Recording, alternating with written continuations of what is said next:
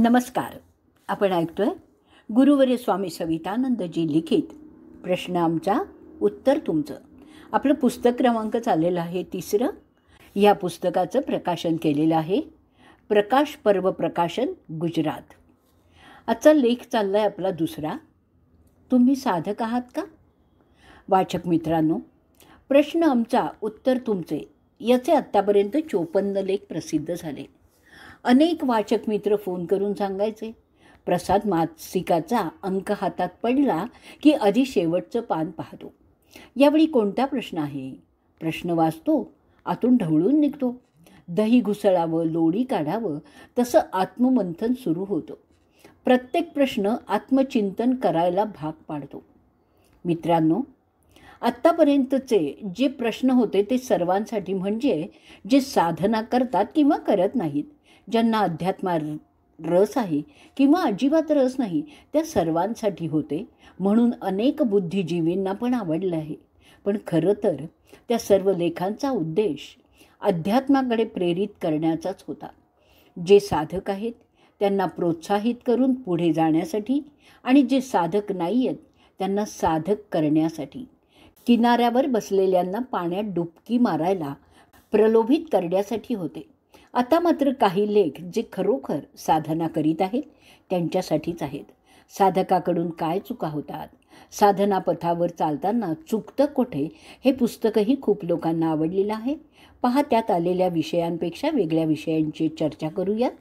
साधकात कोणते दोष नकोत, कोणते गुण हवेत जे साधनेसाठी अधिक उपकारक ठरतील, साधनेत चांगली प्रगती करतील. आणि त्यासाठी तुम्हाला वेगवेगळ्या कारणांनी हा प्रश्न वारंवार विचारून तुम्ही अगदी कंटाळलात, चिडलात तरी चालेल, पण खरं उत्तर शोधायला भाग पाडू, फक्त तुमच्या भल्यासाठी, तुमच्या कल्याणासाठी. लेखात कधी विषयाची, दृष्टांत कथांची, वाक्यांची, उदाहरणांची पुनरावृत्ती पण होऊ शकते, अर्थात विषयानुरूप, पण तरीही त्याबद्दल कृपया क्षमस्व. तुम्ही गृहस्थाश्रमात आहात. गृहस्थाश्रम कशासाठी स्वीकारला? प्रामाणिक उत्तर द्या. स्वतःच्या विविध वासनांचा भोग करण्यासाठी की समजपूर्वक वासना भोग करीत त्यांचा निचरा करीत ईश्वर प्राप्तीचं एक श्रेष्ठ साधन म्हणून गृहस्थाश्रम स्वीकारलात? तुम्ही तुमचा संसार कशासाठी करता? कोणत्या दृष्टीने त्याच्याकडे पाहता? प्रश्न नीट कळण्यासाठी आधी नेहमीप्रमाणे छोट्या छोट्या कथा सांगतो. एके ठिकाणी मंदिराचं बांधकाम चालू होतं. एक संत तिथे गेले. त्यांनी हातोडी, छिन्नी घेऊन दगड घडवणाऱ्याला मजुराला विचारलं, तू काय करतो आहेस? कशासाठी करतो आहेस? मजूर चिडून तुसडेपणाने म्हणाला, पोटासाठी करतोय. स्वतःचं आणि बायको पोरांचं पोट भरण्यासाठी करतोय. मी शिकलो नाही आहे म्हणून ही मजुरी करतोय. दिवसभर हातोडी, छिन्नी वैताग आला आहे, पण करू तरी काय? काहीतरी मजुरी करावीच लागेल. मला हे एवढंच काम येतं. आता दुसऱ्याही मजुराला संतांनी तेच 2 प्रश्न विचारले. त्यांनी सांगितलं, मंदिर बांधणाऱ्या कॉन्ट्रॅक्टरकडे मी काम करतो. या मजुरांवर देखरेख ठेवायची, त्यांच्याकडून काम करून घ्यायचं, स्वतः पण काम करायचं. हे काम संपलं की पोटासाठी दुसरं काम शोधू. तिसऱ्या मजुराला हाच प्रश्न विचारला. तो शांततेने, प्रसन्नतेने हसत म्हणाला, महाराज, पोटासाठी आणि परिवारासाठी पैसे कमवायला काहीतरी काम करावं लागेलच ना. पण दुसरं काही काम करण्यापेक्षा मी हे काम आवडीने, खुशीने स्वीकारलं, कारण माझ्या हातून मंदिर बांधलं जात आहे. मी देवीची सेवा करतो, ईश्वराची सेवा करतो. या मंदिरात दीन दुःखी येतील, त्यांना इथे सांत्वना लाभेल, शांती लाभेल, म्हणून माझ्याकडून समाजसेवा पण घडते. मी मंदिराचं काम करतो आहे, ईश्वर सेवा करतो आहे. पोटासाठी कोणतंही काम मला करता येईल कदाचित. यात मला यापेक्षा 2 पैसे जास्त पण मिळतील, पण त्यात ईश्वर सेवा घडणार नाही. म्हणून मी आनंदाने स्वतःहून हे मंदिराचं काम स्वीकारलं आहे. वाचक मित्रांनो, तुम्ही जर प्रश्न आमचा उत्तर तुमचं भाग पहिला लेख नीट वाचला असेल ना, कृपया आत्ता पुन्हा एकदा नीट वाचा. तर त्यात खलिफा आणि गुलामाचा संवाद दिलेला आहे. खलिफाने विचारलं, तुला काय काम करायला आवडेल? गुलाम उत्तरला, मी तुमचा गुलाम. तुम्ही द्याल ते काम, सोपवाल ते काम करीन. समजा ईश्वराने हाच प्रश्न तुम्हाला विचारला, तर तुमचं काय उत्तर असेल? आणि जर तुम्ही गुलामाला आदर्श ठेवून हेच उत्तर दिलं, तू देशील ते काम करीन, तर मग ईश्वर तुम्हाला सांगेल, हे आईवडील, ही तुझी पत्नी, ही तुझी मुलं, यांना सांभाळण्याचं काम मी आधीच तुला दिलं आहे.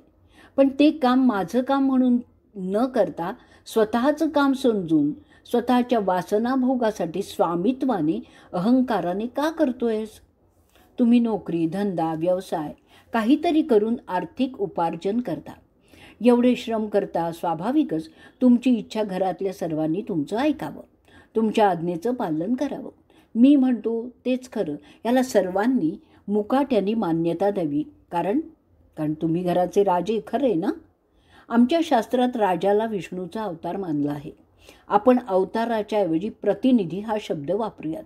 विष्णूचं काम आहे जगत पालनाचं, तो पालन करत आहे. तसं राजाचं काम आहे प्रजापालनाचं. तुम्ही घरचे राजे, तुमचंही हेच काम आहे की घरातली तुमची जी प्रजा आहे त्यांचं पालन करायचं. मग ते विष्णूचे प्रतिनिधी स्वरूपात करायचं आहे. त्यात मग तुम्हाला अहंकार कसला हो? तुम्ही पालन करता म्हणजे नेमकं काय करता? हवा तुम्ही उत्पन्न केली आहे, पाणी तुम्ही निर्माण केलं आहे, अन्न, धान्य, फळ, भाजीपाला तुम्ही उत्पन्न करता. चंद्र, सूर्य तुमच्या सांगण्याने उगवतो की मावळतो, हे सारं संचलन तुम्ही करताय का? तुम्ही परिवाराचं पालन पोषण करता म्हणजे नेमकं काय करता? तुकोबांचं वचन विसरलात का? त्यांची उक्ती व्यर्थ आहे का हो? कारे नाठवीसी कृपाळू देवाशी, पोषितो जगासी एकलाची. खरा पालन करता तर तो आहे, आपण फक्त निमित्त मात्र आहोत. अजून एक कडू मात्रा चाकूयात. तब्येत स्वस्थ व्हायला वैद्य अशीच कडू मात्रा देतो. रामचरित मानसमध्ये म्हटलेलं आहे, वैद्य, गुरु, मित्र आणि मंत्री म्हणजे तो राजाचाच, यांनी प्रियकर नाही म्हणजे आवडेल तसं, तर हितकर बोललं पाहिजे. तुम्ही आम्हाला या चारपैकी काहीही माना किंवा नका मानू, पण एक हितैषी मित्र तर नक्कीच माना. भारा तांबेंची कविता इथे आठवते. जन पळभर म्हणतील हाय हाय, मी जाता राहील कार्य काय. चंद्र उगवतील वारे नित्य वाहतील, त्यात होईल का अंतराय. मित्रांनो, जगात तुम्ही बघता मुलाला जन्म देऊन आई वारली तरी नुकतंच जन्मलेले ते मूल, त्याचं आयुष्य जर असेल तर वाढतं, मोठं होतं. एवढ्या कडवट भाषेत आम्ही का सांगत आहोत तुम्हाला? फक्त तुमच्या डोक्यातलं खूळ निघावं म्हणून. आम्ही सहसा कोणालाच आमची पुस्तकं वाचण्याचा आग्रह करत नाही, पण तुम्हाला मात्र एक पुस्तक वाचायचा आग्रह करू. इतुक्या जीवांचा करीतो सांभाळ. त्यात आमच्या पायी प्रवासाचे 14 अनुभव दिलेले आहेत, एकाहून एक विलक्षण. मित्रांनो, खरं सांगू, आम्ही तुम्हाला उपदेश करीत नाही आहे, स्वानुभव सांगतो आहे. गृहस्थाश्रमात असताना आम्हालाही हा अहंकार होता, भ्रम होता की मी कमावतो म्हणून खातो. पायी प्रवासाच्या अनुभवाने डोळे उघडले, कळलं ती भगवती अन्नपूर्णा खाऊ घालते. त्यावेळी तुकोबांचं वचन आठवतं, पोषितो जगाशी एकलाची. मित्रांनो, जर तुम्ही साधक असाल तर लवकरात लवकर या भ्रमातून मुक्त व्हा की मी कमावतो, मी परिवाराचं पालन पोषण करतो. हा भ्रम तुम्हाला जन्मोजन्मी भटकवेल. या चक्रातून जर सुटायचं असेल आणि ते पण संसार करेन, तर एवढंच समजा की हा परिवार सांभाळणं हे ईश्वराने माझ्यावर सोपवलेलं काम मी करतोय. मी या रूपाने त्याचीच सेवा करतो आहे आणि त्यांनीच माझ्यावर मोठे उपकार केलेले आहेत की माझे वासना भोग त्यांच्याशी न लढता संयमपूर्वक विवेकाने भोग करून संतुष्ट करून मी त्याच्या मार्गावर चालत राहावं. मार्गक्रमण महत्त्वाचं आहे. वासना भोग हा संसार आणि रस्त्यावरची शिदोरीच आहे, छाया आहे.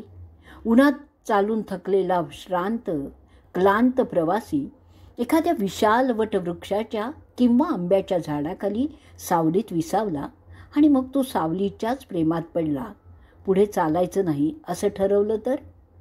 संसाराकडे ज्ञानी लोक आणि अज्ञानी लोक यांचं फार सुंदर समर्थक डोळे उघडणारं वर्णन माऊलींनी 13व्या अध्यायात केलेलं आहे. त्याच्या 2-4 ओव्या देतो, पण आम्ही तुम्हाला खास आग्रह करू की हा लेख वाचून झाला की हातात ज्ञानेश्वरी घ्या आणि 13वा अध्याय संपूर्णपणे वाचून काढा. तेवढा वेळ नसेल तर ज्ञानी अज्ञानाची तरी लक्षणं वाचा. वाचवून ठरवा की मी कोण आहे, मी कसा आहे, माझा प्रवास कोणत्या दिशेने आहे, अज्ञानाकडून ज्ञानाकडे की मी दलदलीत खूप खपतो आहे. वाचा त्या ओव्या. का झाडाची सावली वाटे जाता मीनली, घरावरी तेतुली आस्था नाही. सावली सरसीची आसे, परी असे हे नेणिजे जैसे. स्त्रियेचे तैसे लोलुप्य नाही, आणि प्रजा जे आली तिये वस्ती करे आली. का वोसरे बैसली रुखातवी. 13व्या अध्यायातील 594, 95 आणि 96 ही ओवी आहे. आता किंवा वाटेने जात असताना मध्येच प्राप्त झालेल्या झाडावर ज्याप्रमाणे वासराची आस्था ममता नसते, त्याचप्रमाणे ज्ञानी पुरुषांचं स्वतःच्या घरावर संसारावर किंचितही ममत्व नसतं. आपली सावली आपल्याबरोबर नेहमी असते, परंतु ती आपल्याबरोबर आहे याचं आपल्याला भानही नसते, लक्षही नसतं आणि परवाही नसते. त्याचप्रमाणे स्त्रीविषयी त्याला आसक्ती नसते. ज्याला जी मुलं बाळं झालेली असतात त्यास तो खरोखर आणि त्या स्त्रीला आलेल्या वाटसरूप्रमाणे मानतो. झाडाखाली बसलेल्या गुराविषयी झाड जसं उदास असतं तसं तो ज्ञानी पुरुष परिवारासंबंधी उदास असतो. याच्या अगदी उलट अज्ञानी लोकांची संसाराकडे पाहण्याची दृष्टी आणि स्थिती.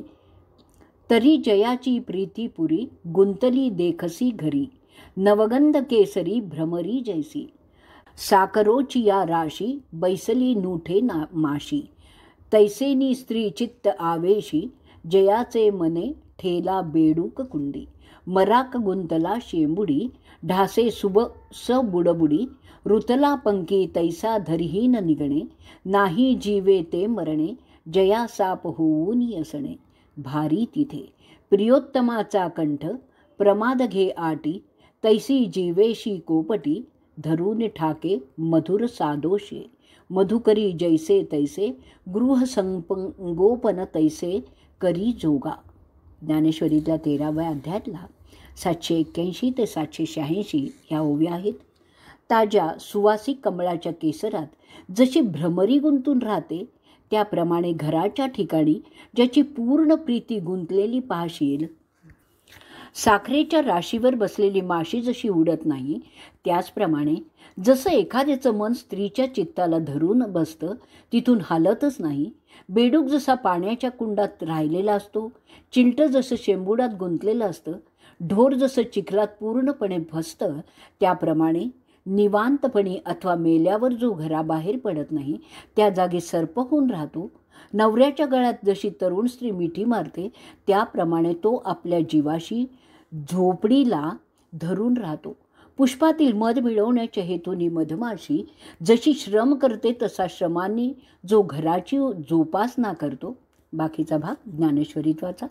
मित्रांनो, तुम्ही किती वर्षापासून संसार करत आहात आम्हाला माहीत नाही आहे, पण तुम्ही स्वतःच विचारा. मला वैराग्य प्राप्त झालं आहे. इतकी वर्ष संसार करूनही तुम्हाला वैराग्य प्राप्त जर झालं नसेल तर समजा तुम्हाला संसार करताच आला नाही. तुम्ही कुठेतरी चुकलात, कोणावर तरी अन्याय केला आहे, तुमचा तोल गेला आहे, तारेवरची कसरत तुम्हाला जमलीच नाही आहे. पत्नीला खुश करण्यासाठी आईवडिलांना नाराज केलं, आईवडिलांना राजी करण्यासाठी पत्नीला दुखवलं, एका मुलाच्या खुशीसाठी मुलीला दुखवलं, दुर्लक्ष केलं.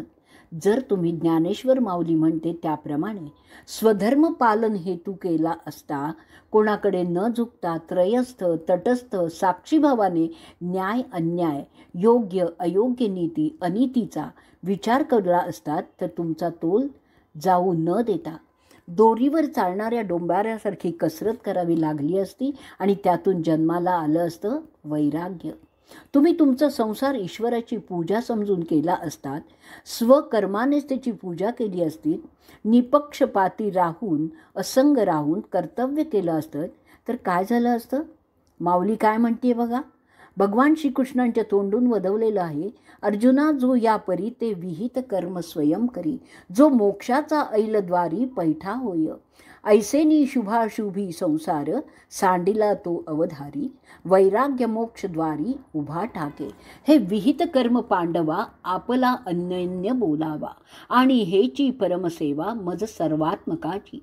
तया सर्वात्मका ईश्वरा स्वकर्म कुसुमांची वीरा, पूजा केली अपारा तोषा लागी.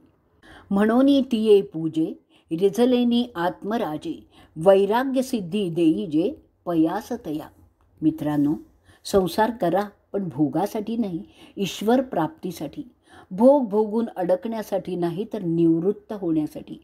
संसाराची सर्व कामं अशी करा की तीच तुमची ईश्वराची पूजा ठरेल.